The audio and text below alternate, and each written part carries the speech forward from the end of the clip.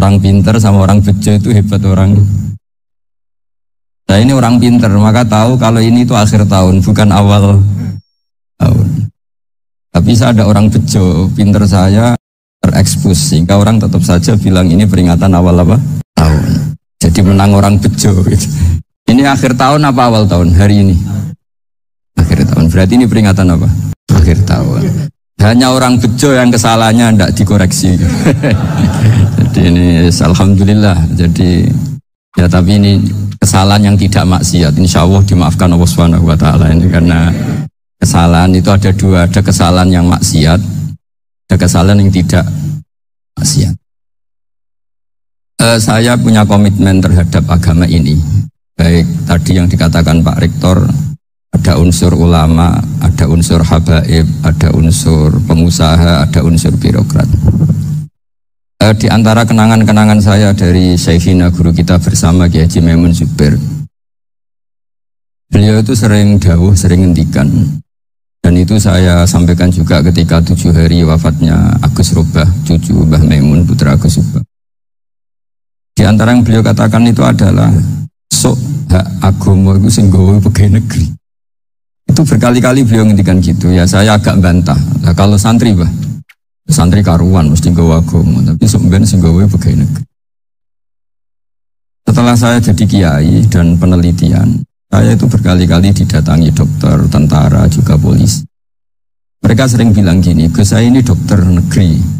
Saya ke NTT, ke Papua, karena saya muslim, berkebutuhan Islam, maka dibikinkan musola, dibikinkan masjid. Kalau kiai tidak bisa, bikin sendiri urunan mau narik siapa itu. Mau narik tarikan di jalan yang mau nyumbang siapa. Tapi kalau kebutuhan negara karena tugas negara, ya difasilitasi negara dan tidak dianggap misionaris karena negara. Itu juga di beberapa negara yang non muslim kayak di Argentina, di Venezuela, itu ada masjid, ada kajian Islam ya karena duta besar. Dan itu aparat negara. Disinilah kearifan para ulama berkoalisi dengan umarok dengan makna yang positif bahwa agama ini harus ditopang umarok, sistem negara. Tentu di situ ada tentara, ada polisi, ada macam-macam. Kita sebagai kiai juga nggak berdaya di depan para bandar narkoba apa-apa kalau nggak ada BNN. Kita mau apa dengan korupsi kalau tidak ada KPK? Sehingga kearifan para guru-guru kita, mulai Mbah Maimun, bapak saya sendiri, NU, Muhammadiyah, semua ormas-ormas Islam itu pasti maulah kerjasama. Karena kita siapa ya? Kalau tidak kerjasama. Dan di antara pesan Rasulullah SAW adalah yaduwahi ma'al jamaah. Jadi apa ya, kebersamaan itu sudah berkah. Fa inna yadawahi ma'al jamaah. Jadi berkah. Lalu kenapa saya kalau ngaji bawa kitab? Ini agak sebetulnya itu lazim. Lazim itu suatu yang harus. Tapi karena kelamaan mubalek itu tidak pakai kitab. Seakan-akan bawa kitab itu yang aneh. Sebenarnya aneh mereka. Karena begini logika simpelnya ya. Umat Nabi ini berhak dapat apa coba? Berhak dapat warisan yang paling luhur, paling hebat, paling jernih. Apa itu Quran dan hadis? Pertanyaannya, siapa yang paling punya hak otoritatif untuk menerangkan Quran hadis? Ulama. Ulama yang mana? Ya yang kapabel, yang sudah diakui dunia kayak Imam Ghazali, Imam Bukhari, Imam Syafi'i. Artinya kalau kita tidak pakai materi itu ulama mendapat pikiran kita, bukan mendapat pikiran mereka. Saya ulang lagi, kalau kita tidak pakai materi yang otentik, yang orisinil, ulama umat ini mendapat pikiran kita, bukan pikiran mereka. Maka saya berusaha supaya teman-teman atau semua umat Islam dapat pikiran-pikirannya Imam Ghazali, pikiran-pikiran Imam Bukhari, pikiran-pikiran Abdul Qasim Al-Junaidi, kejernian-kejernian Abu Yazid Al-Bustami. Kejernian itu diantaranya adalah misalnya makalah yang menurut saya itu makalah yang super. Jadi untuk ngadepi krisis karena COVID atau karena apalah. Itu lama dulu sederhana sekali. Beliau-beliau punya rumus yang mungkin jarang didengungkan orang, tapi saya akan kampanye rumus ini. Al-istighna, haqiqatul istighna, itu adalah al-istighna anis syai' labihi. Jadi pemenuhan kebutuhan yang sebenarnya adalah kita berusaha menghindari sebanyak mungkin kebutuhan yang sekunder, yang enggak penting. Bukan memenuhi semua yang kita inginkan. Jadi misalnya begini ya, kalau kita lapar, Itu keinginan kita itu makan enak apa asal makan? Tentu jawabannya asal makan yang sehat. Tapi kalau nuruti nafsu kita, makannya yang enak, teman makan ya enak. Terus di warung yang favorit. Ini kan satu kebodohan. Kenapa untuk makan saja butuh definisi sekian banyak? Yang kita harus kecewa, warung favoritnya bisa sudah tutup. Atau kita ke sana harus macet. Ribet. Yang benar-benar arif dan bijaksana itu adalah al-istighna anisya. Sesuatu yang tidak mendesak itu jangan jadikan kebutuhan. Sehingga kalau kita puasa misalnya, semua makanan itu enak karena kita sangat lapar. Hingga Abul Qasim Al-Junaidi ketika ditanya, ma'idamu to'am, lauk makanan itu apa? Jawabannya lucu, alju, lapar. Kalau kamu lapar ya semuanya enak. Ini sudah mulai hilang. Kita bilang makan enak itu ya sate, ya gulai, ya pizza yang kita senang. Akhirnya apa? Untuk nikmatnya Allah itu kita jadi ribet. Apalagi yang orang-orang fasik harus ditemani perempuan yang tidak halal misalnya, atau harus ada ajudan, ribet. Nah pertanyaannya, orang yang ribet sama yang nggak ribet itu pinter mana? Pinter yang nggak ribet. Nah ini kearifan-kearifan yang mulai hilang. Lalu siapa yang bisa mewarisi itu? Ya ulama. Jadi ulama itu cara berpikir sebenarnya simple.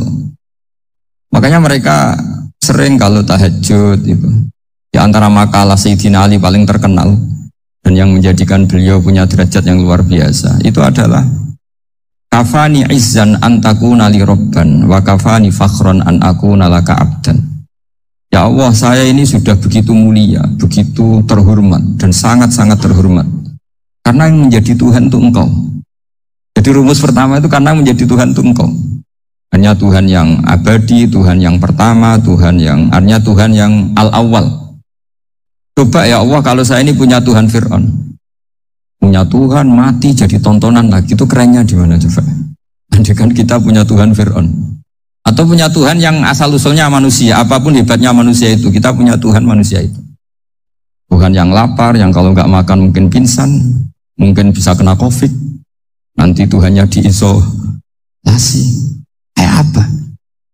Makanya ketika Tuhan Allah menyindir ketuhanan selain Allah itu, Allah hanya menyindir dengan kalimat sederhana, karena yakulanit to'am, yang kamu tuhankan itu masih makan. Hanya kalau nggak makan ya lemes. Jadi lama-lama ada orang gini, alhamdulillah tadi Tuhan mampir ke saya, kelihatannya lapar, setelah tak kasih makan sehat lagi. Susah nggak punya Tuhan yang seperti itu. Beda dengan Tuhan kita. Tuhan yang nggak butuh makan, nggak butuh minum, Al-Qayyum, zat yang berdiri sendiri tanpa butuh yang lain. Al-Awwal, sebelum ada langit bumi sudah ada Tuhan kita yaitu Allah.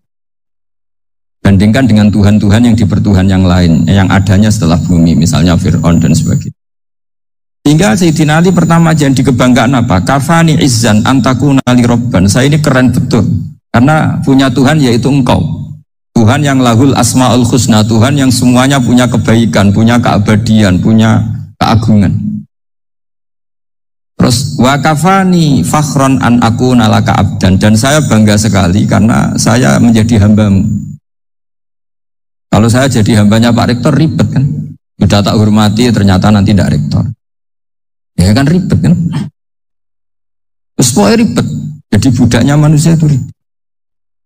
Makanya ada seorang wali datang ke temannya yang jadi presiden atau jadi raja. Datang ke situ karena tidak punya uang, mau minta uang karena temannya raja.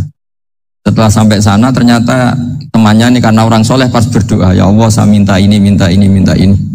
Terus si wali tadi pulang. Tanya, kenapa kamu pulang? Ternyata dia sama, masih minta-minta kayak saya. Jadi sederhana dia. Sama-sama minta kamu, minta zat yang kamu mintain katanya. Jadi dulu itu orang itu sebegitu dekat dengan Allah.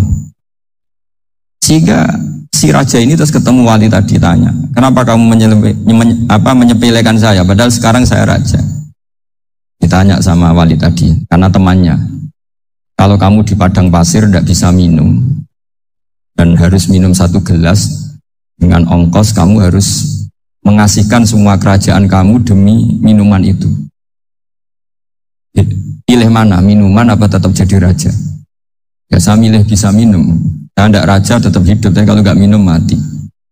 Bagaimana Anda bangga dengan satu kerajaan sing la yusawi tak samain, yang tidak sama dengan segelas air. Jadi artinya terus mereka melihat jadi raja itu ya biasa, jadi presiden biasa, jadi rektor biasa. Karena mereka biasa berlogika, hakikatul izzah itu ya taqarrub ila Allah, yang benar-benar terhormat itu ya dekat dengan Allah. Begitu seterusnya mereka bikin paradok-paradok yang aneh, tapi itu menjadi pelajaran. Bapak saya, Ki Nur Salim itu senang baca anekdot Nasiruddin Koja. Itu kalau bikin orang-orang aneh, itu dia datang ke satu pesta, pakai baju lusuh, pakai sarung lusuh atau celana lusuh. Sama Sohibul Bait yang punya acara dibiarin. Nah, dibiarin dia pulang pakai jas, pakai dasi, pokoknya keren. Dihormatin, pakai alpat, pokoknya dihormatin. Silakan. Pas dia disuruh minum, minumannya itu disokkan saja ke sakunya. Jas, kamu harus minum yang banyak, karena kamu yang dihormati, bukan saya. Terus makanan ya semuanya diletakkan di saku, ada yang apa, ayo kamu makan yang banyak. Alpatnya juga gitu, dikasih sate, apa, ayo kamu makan yang banyak. Mereka tidak melihat saya, melihat kamu. Akhirnya orang satu pesta itu istighfar semua, berarti kita ini salah. Terus dia pidato, kenapa kamu uang gitu? Tadi saya datang, orangnya sama. Gara-gara beda pakaian, penghormatannya beda. Berarti yang berhak dapat makanan ini jasa ya, bukan saya. Betapa naifnya kita sebagai orang. Ternyata kita masih hormat sesuatu yang seperti itu, yang atribut lah.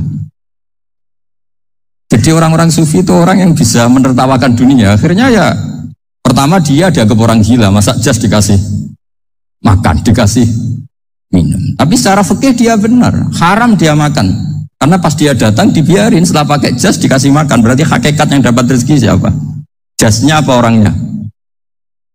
Jasnya apa orangnya? Jasnya.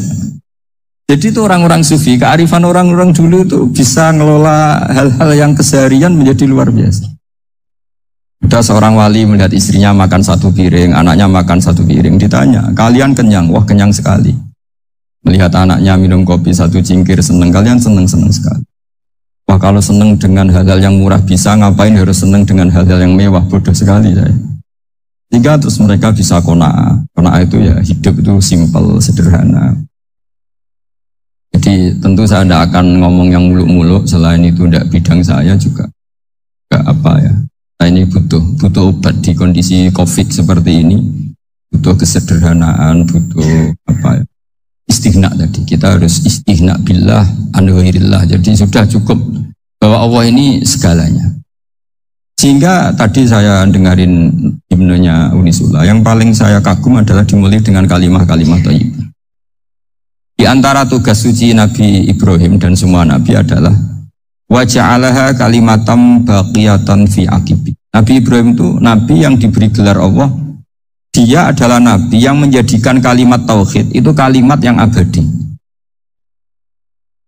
Di akibih, di anak turunnya, di semua generasinya, baik anak turun karena gen maupun karena pembinaan, karena pendidikan.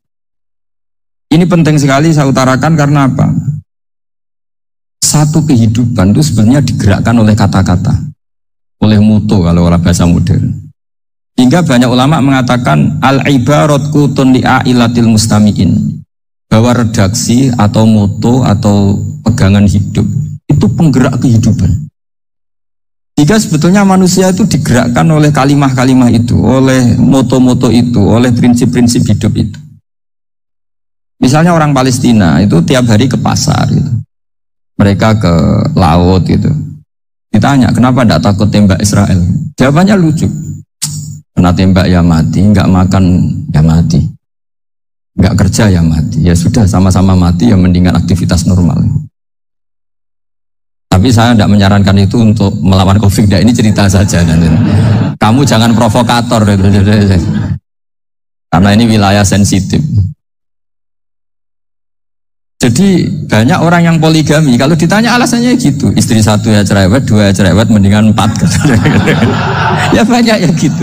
Tapi ada yang kebalikan, istri satu cerewet saja hampir jantungan, apalagi 4, tinggal matinya kan gitu. Itu semua yang menggerakkan itu kalimat. Kalimat itu satu pegang. Banyak orang loh yang nggak ingin jadi rektor tuh banyak loh Pak Bejo. Jangan kira semua dosen ingin jadi rektor. melihat rektor sibuk rapat mempertahankan reputasi Unisula, terus sering pegang kepala. Ngapain repot-repot? Jadi tukang sapu aja dapat gaji, ngopi, rokokan, selesai. Bodoh amat jadi rektor, mikir orang banyak. Banyak loh orang yang ingin jadi presiden tuh banyak. Karena ngopi nyaman, gak ada yang ganggu. Mau tidur sampai jam 9 siang juga gak ada yang ganggu. Sehingga mereka melihat pegawai negeri itu gak keren, orang kok diatur jam, disiplin.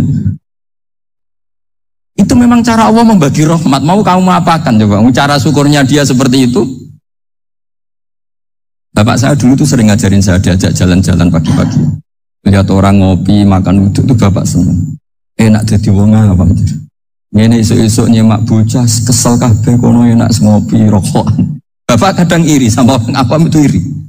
Sudah gitu berharap masuk surga kan enak sudah gitu. Tahu-tahu mati, tidak tahu ke surga apa ke neraka ya tidak tahu. Jadi nah, orang dulu itu orang yang bisa mensederhanakan dunia. Sehingga ya sudah cara bahagia. Makanya saya alhamdulillah saya ini kerjasama sama UII sama beberapa kampus. Memang amdan itu sengaja. Kampus itu ya punya sistem yang nggak bisa mewakili sistem kiai.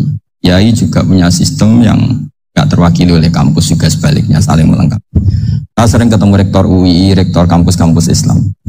Mereka cerita, Gus pendidikan pondok harusnya dimodernkan gini-gini. Saya bilang, kalau pondok modern kayak kampus itu nanti saya ketemu Allah tidak bisa jawab.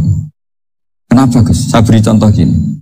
Kalau misalnya perempuan perawan lah atau apa saja, namanya perempuan, mau tanya tentang menstruasi atau haid.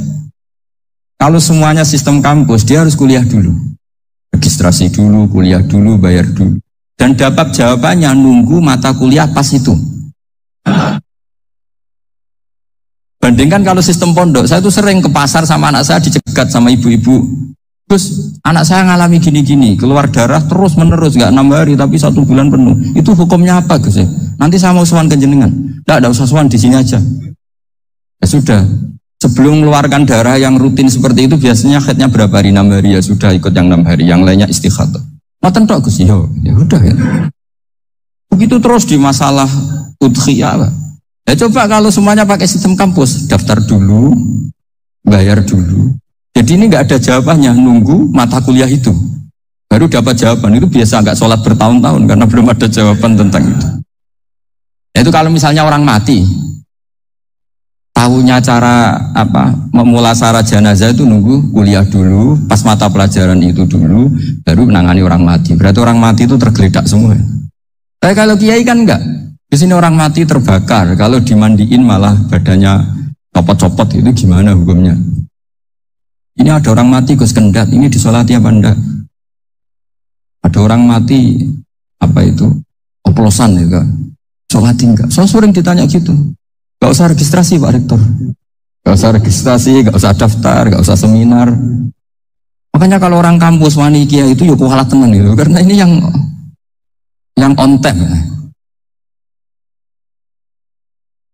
Tapi pondok seperti saya ya ikrar seikrar-ikrarnya. Pentingnya kampus karena melatih efisiensi waktu, disiplin, tata kelola manajemen sehingga kita ya hormat. Tapi tadi kita harus saling melengkapi sehingga saya tunjukkan ke publik bahwa saya hormat sekali sama polisi, sama tentara. Coba kita bisa apa ngadepi bandar narkoba kalau enggak polisi? Bisa apa coba menjaga NKRI kalau enggak tentara? Itu juga ya sudahlah kita memang fa inna yadallahi ma'al jamaah, kita berkah itu kalau bersama-sama. Tidak bisa kita sendiri. Nah lalu orang kayak saya itu ya beberapa kali sebetulnya saya itu ditawanin jadi doktor honoris causa apa. Kekhawatiran saya satu Pak Bejo, takut pas gak punya uang. Itu dokter gak di duit kan gak pantas gitu. Jadi repot gitu, daripada beban lah sudah lah, gak usah dokter. Jadi kalau gak punya uang ya pantas, terus kalau ngebis ya pantas. Suatu saat kalau mati gak ada yang hadir ya pantas, enggak dokter itu. Terus udah dokter kok masuk neraka, kayaknya apalagi rektor kampus Islam kok masuk neraka itu kan kok kayak agak pas itu. Misalnya rektor Unisiola ditanya mungkar nakir, nggak bisa kan kayak gimana gitu. Makanya harus sering ngaji saya supaya nggak malu di depan mungkar nakir. Masa rektor ditanya mungkar nakir nggak bisa. Harus berani bentak. Ini saya rektor loh Pak Mungkar Nakir. Kalau wali-wali dulu berani. Masyhur di cerita wali-wali ditanya, "Marabbuka manabuka?" Saya ini guru tauhid. Kok kamu tanya marabbuka manabuka yang ngotok? Kamu tidak pernah ngaji, enak aja tanya. Jadi wali-wali itu ya rileks kan. Saya akan rileks wali di Bang Parik baru. Saya yakin itu. Karena wali itu lebih dekat Allah. Sehingga orang dulu itu saya ulang lagi ya. Ada satu kearifan namanya hidup itu apa? Hidup itu adalah cari sebanyak mungkin supaya hidup itu tidak tergantung pada banyak hal. Jika misalnya cara berpikir orang-orang modern, itu sebenarnya banyak orang-orang ilmuwannya nggak ngagumi Amerika. Bukan karena angkuh enggak. Untuk mempertahankan kebesaran negara sebesar itu, kebutuhan listriknya besar, kebutuhan tentaranya besar, kebutuhan apa? Sementara negara kayak Venezuela atau Swiss, kebutuhannya, pertanyaannya, yang tergantung dengan banyak hal, sama yang tidak tergantung banyak hal, itu pinter mana? Kalau dibalik pertanyaannya gitu, negara-negara maju itu tidak keren kalau dibalik pertanyaannya. Orang yang untuk mempertahankan eksistensinya banyak, butuh banyak hal, dengan yang tidak butuh banyak hal, itu pinter mana? Orang yang bahagianya nunggu jadi dokter, nunggu jadi kiai besar, kiai viral, dengan orang yang bahagia cukup dengan ngopi, itu pinter mana? Tapi kalau dibalik pertanyaannya, orang yang tahunya nikmat hanya kopi, dengan nikmat yang banyak, pinter mana? Makanya Mbak Mun itu kalau guyon itu lucu. Aku ikut saake, ambil wong desa sing mlebu swarga. Nah dulu eskal mlebu swarga kok disakeni. Akhirnya beliau memberi penjelasan. Wong desa iku roe pakanan enak, iku mau kopi mbek uduk. Lah swarga iku mau nuruti sing dikarepno. Akhirnya semua mangan, wis ngopi, nguduk, ngopi, ora roh pakanan liyane ku ora roh. Nasi mandi yo ora roh, pizza yo ora roh apa-apa. Terus saya bilang, wah lah niku nak nganti selera tentang wanita cantik. Iku juga sederhana. Rontok pesek ya wis cantik, rontok ireng ya wis. Apa bidadarinya seperti itu karena saking enggak pengalamannya. Jadi surga itu kan nuruti apa yang diinginkan. Kira-kira keinginan orang kampung kalau di surga itu apa coba? Makanan apa coba? Nah, ibu nak senengnya ketemel gemblong gitu. Nah, artinya malaikat lebih suka nangani surganya orang-orang kampung di Bang Pak Rektor. Ini sudah ribet ini. Makanan apa saja sudah dicoba. Ya. Kalau di mall tahu orang macam-macam, seleranya macam-macam pasti. Enak mana kalau sampai jadi malaikat pelayan surga? Suka melayani orang kampung apa yang orang kota? Orang kampung kan. Jadi ya itu guyon ya, guyon tapi itu menjadi pikiran kita bahwa orang yang banyak kebutuhan itu sebetulnya banyak kebodohannya karena menggantungkan kebahagiaannya dengan banyak. Makanya Imam Syafi'i ngendikan istighna itu apa? Al istighna anis sya'labi. Yang dikatakan kecukupan adalah berusaha sebanyak mungkin banyak hal tidak kamu butuhkan.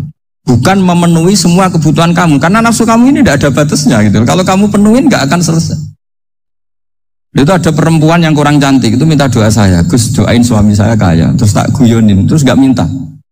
Kalau suami kamu kaya, yang pertama dirubah itu apa? Rumah Gus, supaya rumah saya bagus. Kedua apa? Mobil, supaya mobil saya bagus. Nanti yang dievaluasi itu kamu. Mobil bagus, Alphard, rumah mewah, istrinya. Kamu pasti itu dievaluasi. Langsung nggak usah sudah gini aja kan. Jadi pertama yang dievaluasi itu kaya itu coba kalau suami kaya itu yang dievaluasi pertama rumah ya, rumah ganti. Setelah itu apa? Mobil. Kira-kira berikutnya akhirnya sudah nggak jadi. Nabi Ibrahim itu pernah minta umur panjang, umur panjang. Sama Allah nggak dijawab.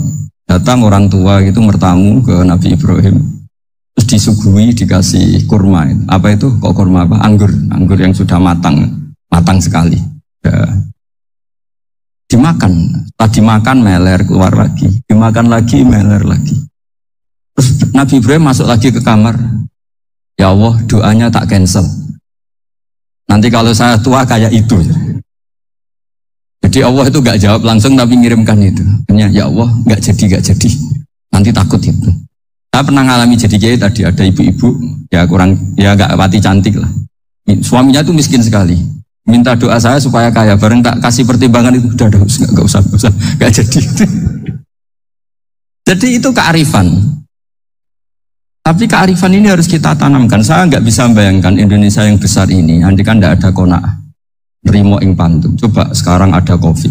Andai kan Indonesia tuh kayak Perancis. Beberapa kali punya tamu orang yang hidup lama di Perancis, bahkan dapat istri orang Perancis. Dulu nggak begitu mencintai Indonesia. Tapi setelah di Perancis 2 tahun, wah Indonesia hebat. Di Perancis tuh kata dia kalau cerita, kebutuhan masyarakat itu dibebankan ke negara. Apa saja minta negara, apa saja soal negara. Sementara Indonesia, coba kalau Indonesia mengalami seperti ini kok tidak ada qanaah rimo ing pantum, bisa kios Indonesia. Orang miskin nyalahkan negara, kelaparan nyalahkan negara, apa saja. Ini barokahnya dididik kiai, jogeman nyalahno wong liya. Urip nromo ing pantum, ya sampai gak ngerti kalau Covid. Banyak tuh orang-orang kampung itu, orang lugu-lugu. Bah niki saking Covid, ya salam ning Covid, muga-muga umure panjang. Dikira Covid itu nama orang yang ahli sosial itu. Bah niki dana saking Covid. Matur nuwun sampai no salamku, muga-muga umur panjang. Bingung kan yang nganterin ini. Ini gimana yang mau menjelaskan? Memang nggak paham. Tapi saya pastikan bahwa dengan keadaan seperti ini kita bahagia, kita stabil, itu jelas barokahnya kalimah tadi, moto tadi atau pegangan hidup tadi. Makanya disebut al-ibarat qutun li ailatil mustami'in, bahwa redaksi atau kata-kata atau pegangan atau filosofi hidup, apalah namanya itu adalah penyemangat. Penyemangat. Karena kata-kata ini memang luar biasa.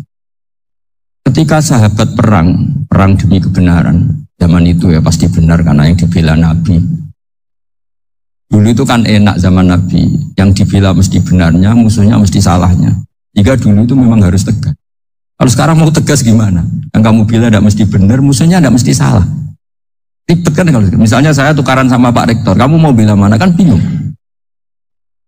Saya tidak mesti benar, saya tidak Nabi. Pak Rektor apalagi nggak mesti benar lagi kan? Ribet kan? Jadi kalau kita mau perang sekarang itu mau pede gimana? Enggak. Makanya banyak ulama sekarang tuh mau tegas tuh nggak berani karena ya banyak hal yang abu-abu lah wilayahnya. Misalnya pilihan presiden atau pilihan bupati, pilihan menteri. Kamu mati-matian bela itu, yang kamu bela tidak mesti benar, musuh kamu tidak mesti. Misalnya pilihan bupati, wah ini kabupaten ini baik kalau bupatinya ini, yang satu bilang ini, terus tim suksesnya kamu tanya, kamu yakin? Ya tidak juga. Nah kenapa semangat? Kan saya botohnya, paling alasannya ya itu aja, bukan yang lain. Beda dengan zaman Nabi, Nabinya mesti benar, Abu Jahalnya mesti salah, kan enak aturan mainnya. Yes. Hingga cerita dalam perang itu banyak sahabat yang ngalami luka, ngalami apa. Kemudian curhat ya Nabi gara-gara derekkan jenengan, ngikuti jenengan, saya harus ngalami seperti ini, seperti ini. Ngiranya orang itu diapresiasi sama Allah keluarnya itu. Ternyata sama Allah gak diapresiasi. Malah diturunkan ayat intakunu ta'lamuna fa innahum ya'lamuna kama ta'lamu wa tarjuna minallah malah. Kalau kamu sakit karena perang, orang-orang kafir itu ya itu saja berani padahal demi kekafiran. Wa tarjuna minallah malah arjun, padahal kamu punya nilai lebih yaitu berharap kepada Allah yang mereka tidak punya. Saya jadi kiai itu ya kadang mangkel. Karena yang benci ya benci, yang seneng itu ngel-ngel loh kayak Pak Bejo. Jadi semuanya ribet. Nah, iya, yang benci ya ganggu, yang seneng ya ganggu, tambah nemen. Ribet. Tapi kalau sudah ingat bandar narkoba, mereka berhadapan dengan polisi, kadang ditembak karena kesalahannya terlalu fatal. Antar persaingan mereka juga bisa tembak-tembakan karena merebut pasar narkoba.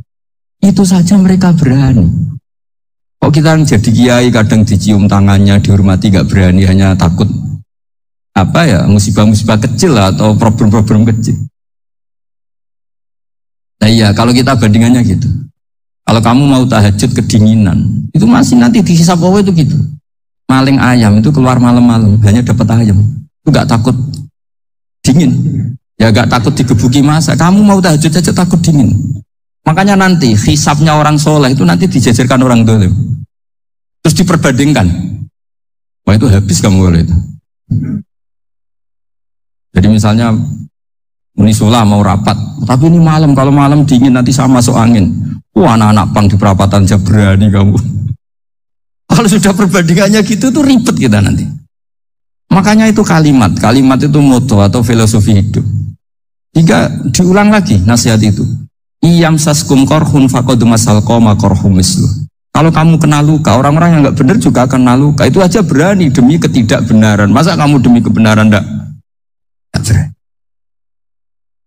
Akhirnya orang itu, ya itu kalimat, itu heroik. Makanya kita ini penting ya, makanya tadi himne Unisula dimulai kalimat-kalimat thayyibah. Nah kalimat ini yang menjaga kita kalimat ini. Misalnya tentang Tuhan. Kenapa orang Islam imannya kokoh seperti ini, termasuk yang sudah hidup di Amerika, di Australia, di mana-mana. Itu ya barokahnya ajaran atau barokahnya kalimah. Saya sebut kalimah saja pakai bahasa santri. Karena la ilaha illallah itu dalam tradisi santri disebut kalimatu haqqin alaiha nahya wa alaiha namut wa alaiha nub'ats. Ada yang riwayat wa biha nub'ats insyaallah taala minal aminin. Kenapa mereka di mana-mana meskipun sekolah di Amerika, di Australia, bahkan di Uni Soviet tetap mukmin? Itu barokahnya ajaran yang benar. Allah itu siapa? Tuhan. Tuhan itu sifat dasarnya apa? Awal. Dia harus wujud awal sebelum makhluk yang lain. Sehingga ketika ada negara yang maju, yang tertib, manajemennya tertib, masyarakatnya makmur, tapi punya Tuhan yang tidak seperti itu, tidak awal, itu sudah gak nyaman. Karena ndaklah keren Tuhan saya, karena Tuhan saya itu al-awwal, zat yang pertama. Tuhan saya keren lah, zat yang gak mati. Tuhan yang gak mati, yang gak pernah mengalami kematian. Jika tontonan atau yang dilihat kenikmatan-kenikmatan yang lain ini tidak mengubah dia pendirian tentang Tuhan, karena mantapnya satu kalimat tadi bahwa Tuhan itu ya harus satu, harus awal, harus tidak mati, tidak rusak, tidak mengalami apa-apa yang membahayakan. Jika ketika ditawarin Tuhan yang lain meskipun menjanjikan secara finansial atau kemakmuran, mereka gak tertarik. Itu coba, itu barokahnya makmur apa barokahnya ajaran? Barokahnya ajaran. Sering negara Islam itu kalah makmur dengan mereka, tapi barokahnya ajaran ini tetap apa? Tetap Islam. Makanya Nabi Ibrahim, Nabi yang sukses bikin waja'alaha kalimatam baqiyatan fi aqibi. Hingga kita ini bekti sama orang tua misalnya, itu ya karena ajaran. Keluargamu itu karek wong tuamu. Nak wong tuamu ridho, Allah ridho. Nak ora ridho, Allah ora ridho. Ridho wa fi ridhol walidain wa sakhatu wa sukhtu wa fi sakhatil. Sehingga ketika ada orang tua yang agak brengsek gitu, anak-anak tetap hormat. Punya orang tua yang miskin, yang sudah miskin, tukang tombok nomor, banyak kan di kampung gitu. Ya tetap hormat. Coba kalau dari awal kita ngajari orang tua kamu hormati ya, kalau baik, kalau tidak usah. Bisa geger Indonesia. Tapi barokahnya ajaran-ajaran itu Indonesia tertib karena ada ajaran. Dan ini di sini pesantren dan Unisula semua harus berkontribusi membuat ajaran yang benar itu adalah ciri utama Islam. Hingga Islam ini dimulai dengan ajaran kalimatu haqqin alaiha nahya wa alaiha namut. Hingga kita tenang seperti ini. Saya ini termasuk kiai yang tenang. Meskipun kata orang banyak saya ini kiai besar, tapi termasuk kiai yang paling tenang. Termasuk yang paling tenang. Karena saya ini pakai mazhab orang-orang hebat. Saya berkali-kali cerita, orang kayak Imam Syafi'i itu orang yang luar biasa. Saya berkali-kali cerita, orang yang tadi nyium tangan kamu ya Imam Syafi'i, di belakang tuh ngerasani kamu, menghujat kamu. Jawabannya enak saja. Berarti saya alhamdulillah orang yang wibawa. Buktinya di depan saya nggak berani. Jadi enteng saja. Diceritain sebagian kampung, sebagian separuh dari warga kamu itu nggak suka kamu. Ya bagus kalau nggak suka saya, nggak akan utang duit saya. Di mana-mana orang utang itu karena teman dekat. Kalau nggak seneng pasti minimal nggak utang, nggak pinjam mobil, nggak pinjam. Berkah mana yang seneng sama yang gede? Jadi dianggap enteng saja. Semua yang dialamin dianggap Enteng saja. Hanya punya istri pemarah, ya baguslah marahin suami. Kalau marahin tonggo malah ribet. Jadi kamu harus terima kasih kalau dimarahin istri. Baguslah marahin saya mah, kalau marahin tonggo ribet. Jadi enteng saja.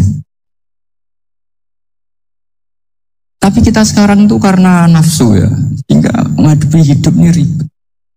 Ulama dulu kalau mau mati itu senangnya bukan main. Udah lama saya ini ingin gak maksiat. Kayaknya gak maksiat paling efektif itu mati. Ya tidak apa-apa Gusti, kalau sebaiknya mati ya mati aja. Enteng saja. Jadi melihat kematian itu akhir dari segala keburukan atau potensi keburukan. Apapun baik kita sekarang, suatu saat mungkin kita nggak baik. Yang bisa menghentikan ketidakbaikan atau potensi ketidakbaikan itu apa coba? Mati kan? Berarti mati itu mengerikan apa menyenangkan? Kamu tidak berani menjawab. Meskipun secara ilmu kamu berani, tapi secara rasa nggak berani kan? Kita ulang lagi ya, yang bisa menghentikan keburukan atau potensi keburukan itu apa coba? Apa? Kematian. Berarti kematian itu menyenangkan atau menyusahkan? Apapun kamu tidak berani jawab karena kamu agak-agak duniawi itu kelihatannya. Tapi secara ilmu, kamu tahu kan kalau mati itu tidak buruk-buruk banget. Karena apa? Itu akhir dari segala keburukan. Sehingga Nabi ngajarkan kalimat itu begitu luar biasa. Allahumma ahyini makanatil hayatu khairan li wa tawaffani makanatil wafatu khairan li. Nabi melihat dunia itu begitu indah. Ya Allah, kalau saya ini hidup, anggap saja hidup ini ziyadatan li fi kulli khairin, menjadi modal saya menambah segala kebaikan. Jika suatu saat saya mati, anggap mawon rohatan li min kulli syarrin, itu akhir dari segala keburukan saya. Jika mati hidup ya baik karena di situ kita bisa berkontribusi beramal soleh. Mati juga baik karena mengakhiri segala keburukan. Nabi nate ngendikan lagi, ajaban li amril mukmini inna amrahu kullahu khair. Orang mukmin itu mengagumkan, semuanya baik. In asobathu na'ma syakara fakana khairan lah. Kalau baru dapat nikmat, dia syukur, maka itu baik. Wa in asobatu dorro sobaro, kalau dapat masalah mereka sabar, itu juga baik. Jika orang mukmin dua sisinya pasti, itu juga kalimat, maksudnya moto atau pegangan hidup. Nah berikut ini saya beri contoh, ini kenangan saya, ini contoh terakhir. Masalah jadi orang terkenal maupun tidak. Di sini dicontohkan Imam Ghazali di halaman 367 di kitab saya 367.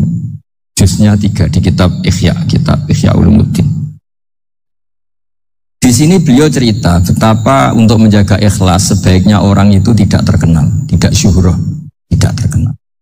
Oke, itu kita sepakat ya, karena kalau terkenal mungkin orang dipaksa publik dengan tanda kutip untuk selalu berbuat baik, tapi karena jaim lah, jaga image atau apa. Tapi ketika dibalik pertanyaannya, kamu rela yang terkenal itu orang nggak benar, sementara yang orang benar itu nggak terkenal. Lalu masyarakat taunya yang tidak benar. Kalau pertanyaannya dibalik gitu, orang baik wajib terkenal enggak? Kalau pertanyaannya dibalik seperti itu, dokter yang benar tidak terkenal, yang malpraktek terkenal. Kamu ingin kondisi seperti itu? Gak ingin kan? Kampus yang bagus nggak terkenal, yang kampus yang bagus nggak terkenal, yang nggak bagus. Nah, artinya apa? Gara-gara olah kata, olah pikiran, ini logika jadi rubah. Lagi-lagi apa? Jawaban itu ada di kata-kata sebetulnya. Makanya bab-bab seperti ini tidak usahlah kita berdebat, berpolemik. Sebaiknya orang itu humul, menutup diri, apa sebaiknya orang terkenal, itu nggak perlu seperti itu. Udah terserah Tuhan saja.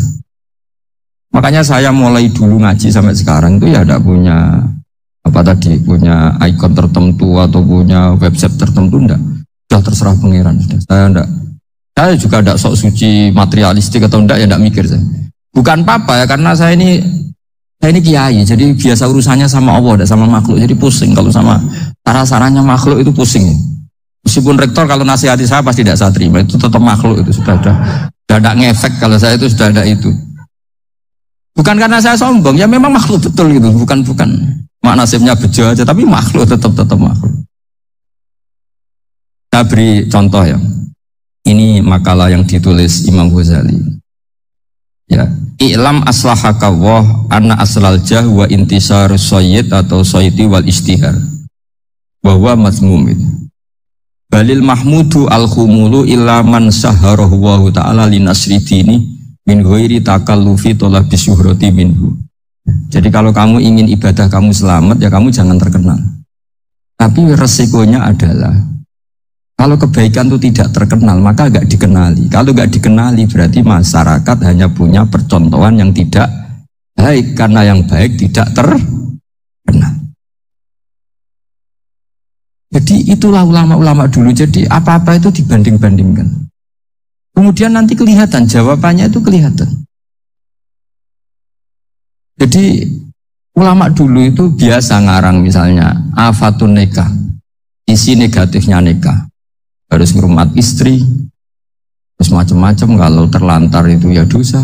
Seperti tadi Pak Marsudi cerita, kalau orang ngapalkan Quran itu takut lupa. Kalau lupa itu jadi dosa. Pertanyaannya, kalau semua orang takut lupa, takut dosa, semua orang nggak hafal Quran karena potongan-potongan lupa.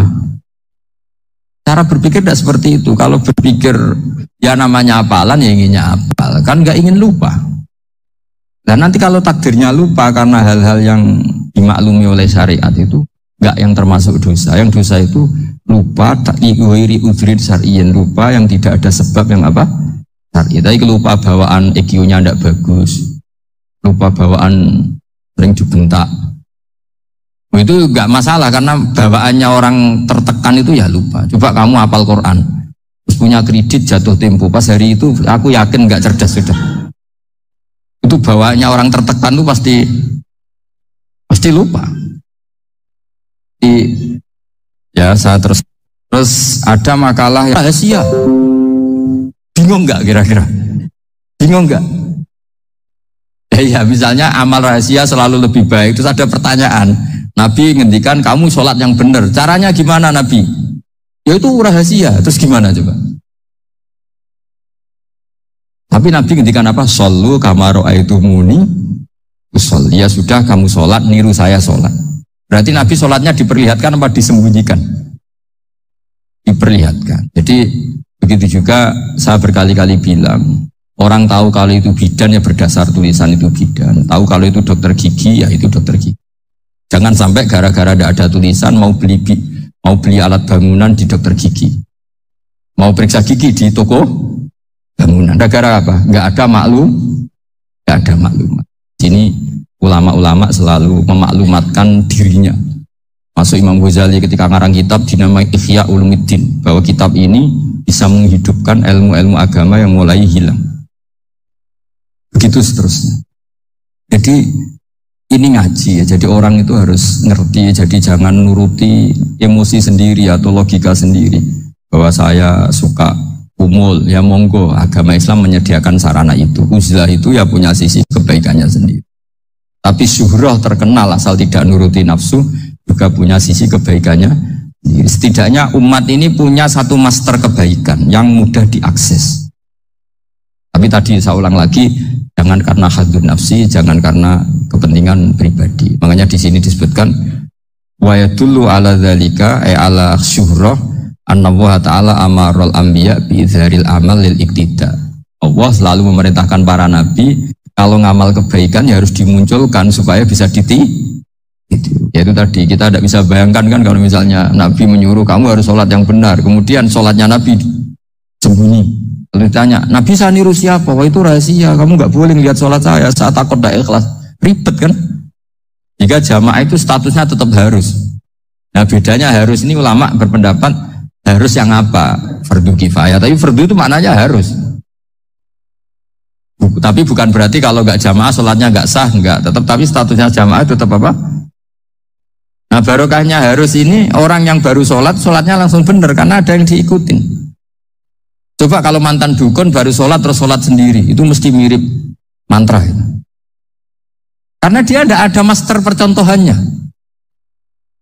Tapi barokahnya ada master, orang paling bodoh pun kalau sholat ya benar, karena standar ada komandonya, ada imamnya.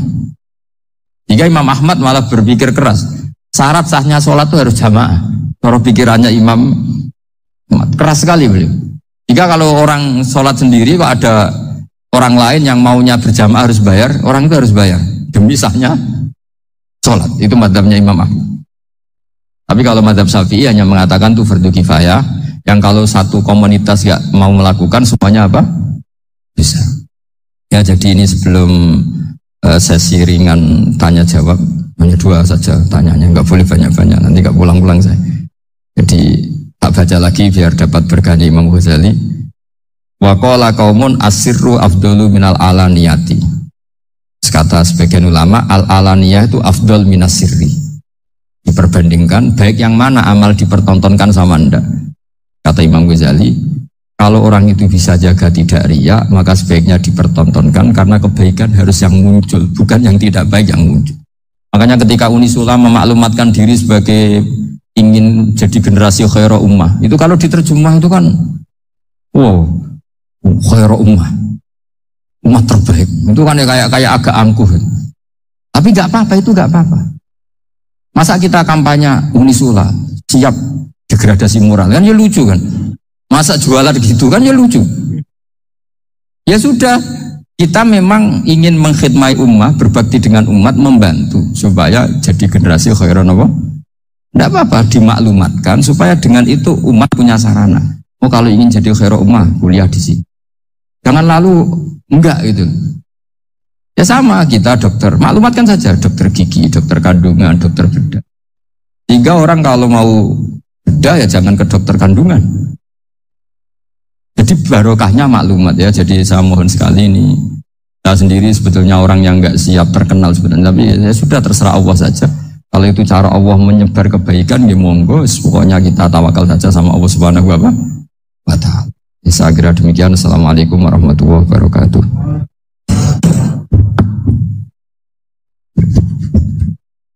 Matur suwun, Gus. Alhamdulillah sesi tanya jawab.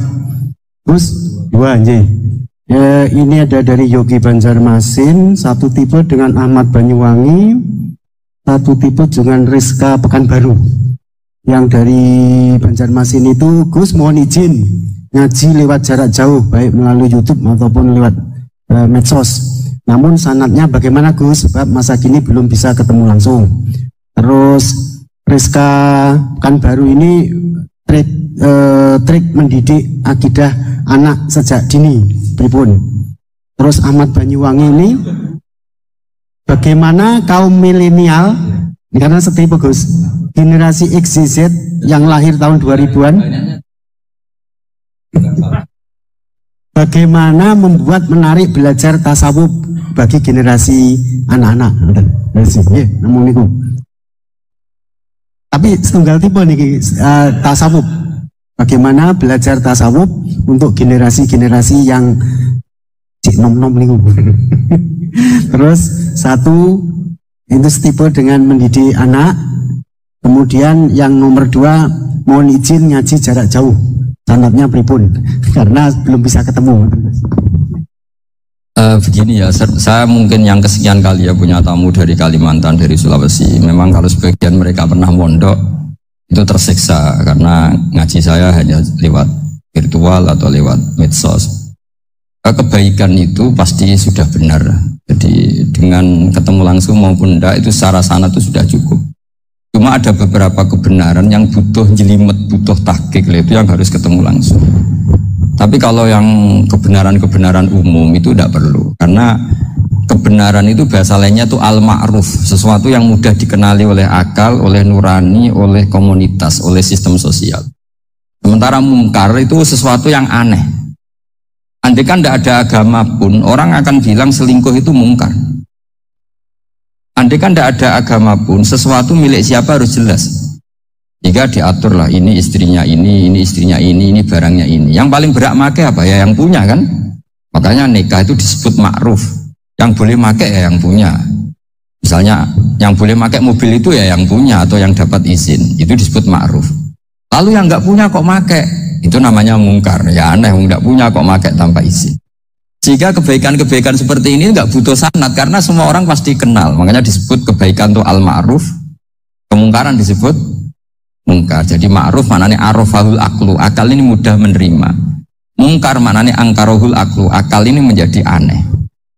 Kan nggak mungkin lah orang yang waras mau ini ada minuman, kalau kamu minum hilang kesadaran, minuman ini halal, itu aneh nggak? Aneh kan? Tapi kalau kebalikannya, ini minuman manfaat untuk stamina, manfaat untuk kesehatan, maka ini halal. Nah, agama itu datang dengan sesuatu yang ma'ruf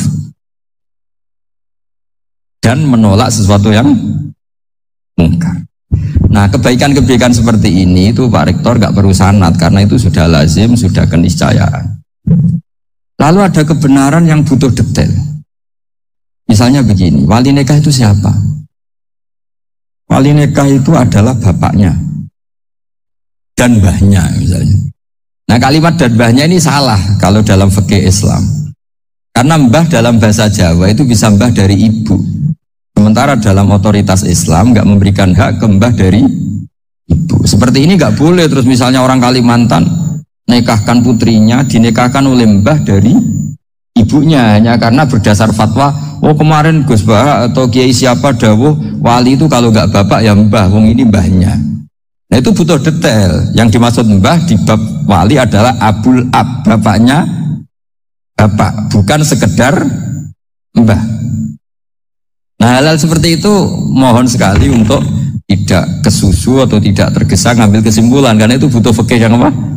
Detail. Ya butuh fikih yang apa? Detail.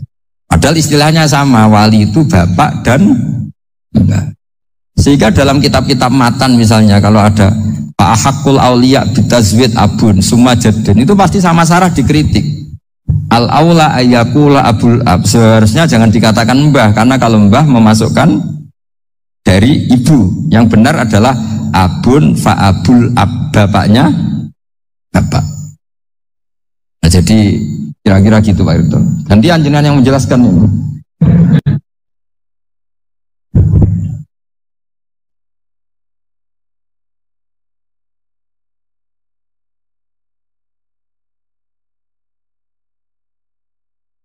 Ya kayak tadi, tasawuf maupun tauhid maupun ilmu moral apapun itu mudah sekali dididik. Ciri utama agama ini itu ad-dinu yusrun, agama itu mudah.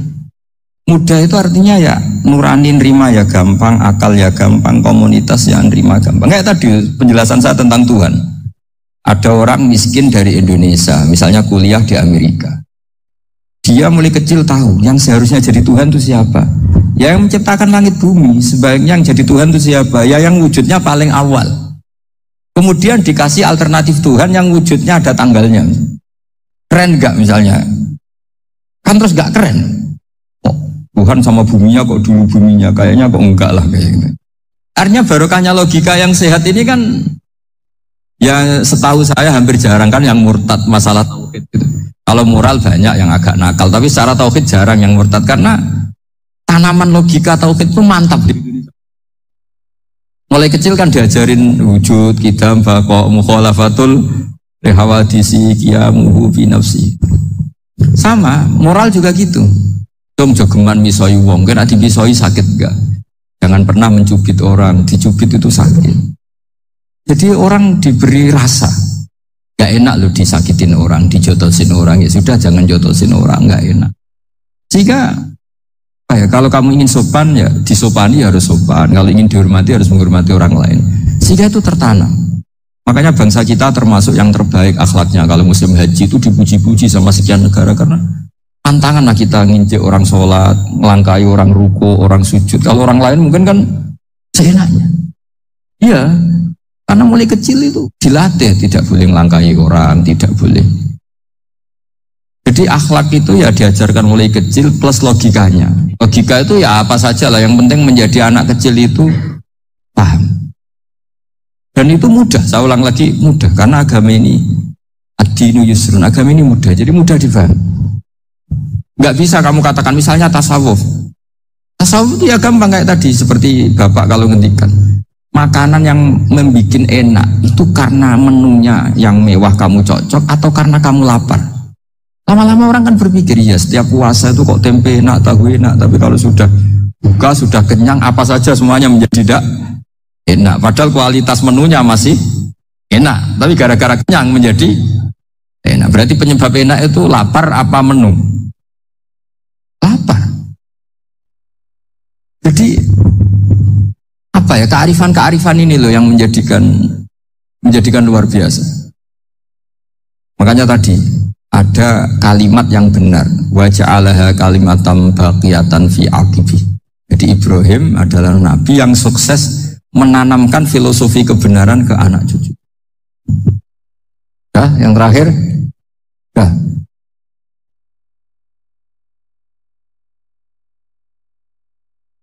Ya. Maunya bergabung tapi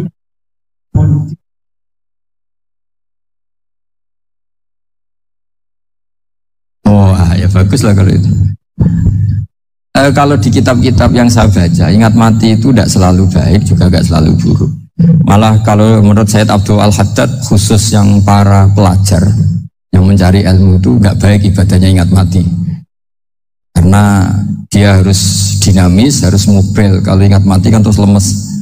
Jadi kalau untuk pejabat harus ingat mati, kalau enggak korupsi terus. Harus ingat mati. Jadi kalau manfaat bagi keluarga begini ya, saya merasakan. Ini tanya anak saya itu baru tamat aliyah kemarin. Yang satu barusan mondok sarang baru 2 bulan atau 1 bulan. Itu saya kalau bilang ke anak-anak gini, kamu ketemu saya itu harus spesial. Bisa saja bapak besok itu meninggal. Jadi semua hari itu spesial. Karena jangan-jangan ini kenangan terakhir. Nabi itu kalau ngajari orang supaya sholat khusyuk, sholli ka'annaha sholatu muwaddi'in. Kamu sholat seakan-akan itu sholat terakhir. Wah itu mesti serius. Kamu ketemu istri seakan-akan terakhir pertemuan kayak mau pergi ke New Zealand atau ke Amerika. Coba malam itu spesial karena besok istri saya pergi. Bayangkan kalau itu terakhir mau mati. Sampai ngamuk serasido lah kan kayak gitu. Jadi hikmah ingat mati itu makanya Nabi diantara riwayat ya. Meskipun riwayat ini diperdebatkan, tapi jelas ini satu petua yang baik. Wa'mal li akhiratika ka'annaka tamutuhud, dan kamu beramal untuk akhiratmu seakan-akan besok itu mati. Maka sholat kita akan spesial, hidup kita akan spesial karena kenangan kita terbaik ya sekarang, besok sudah mati. Hingga anak-anak saya itu sama saya itu senang sekali. Saya juga sama anak-anak sendiri. Karena kesempatan ini tidak selalu ada. Jadi tapi ada kalimat untuknya wa'mal di dunya ka i'mal di dunya ka ka'annaka ta'isu abadan. Untuk duniawi kamu seakan-akan hidup selamanya. Itu maksudnya itu rileks saja. Misalnya hari ini urusan nggak selesai, besok masih ada hidup. Nggak selesai, besok masih hidup, sehingga rileks. Tapi kalau urusan akhirat harus selesai sekarang karena besok sudah. Jadi ingat mati itu positifnya ya tadi, semuanya akan indah. Coba orang yang mau meninggalkan Indonesia, misalnya nyuwun sewu LSM yang biasa demo atau mahasiswa yang biasa demo, terus tawarin besok kamu kuliah di Rusia. Itu warung apa saja kenangannya baik semua karena mau meninggalkan Indonesia. Tapi kalau tahu gak meninggalkan Indonesia, demo terus. Orang-orang sering demo, tawarin ke luar negeri, kira-kira mau nggak? Pasti lebih suka apa? Indonesia. Orang paling miskin yang ngeluh terus di dunia ngeluh gak pernah nikmat, tawarin mati, mau nggak? Nggak mau kan? Jadi untuk supaya hidup ini nikmat, semuanya itu anggap kenangan terbaik Anda, dan itu bisa saja kenangan terakhir. Makanya resepnya Nabi supaya sholat khusyuk apa? Sholli sholatan apa? Sholli sholatam wadi'in, kamu sholat ka'anha sholatum wadi'in, seakan-akan itu sholat apa? Terakhir, sehingga terus kita nyaman, kita apa? Dan kita nganggap ini sholat yang terakhir. Nanti ternyata masih lagi. Ya sudah, itu sholat yang terakhir lagi. Sehingga semuanya apa? Spesial.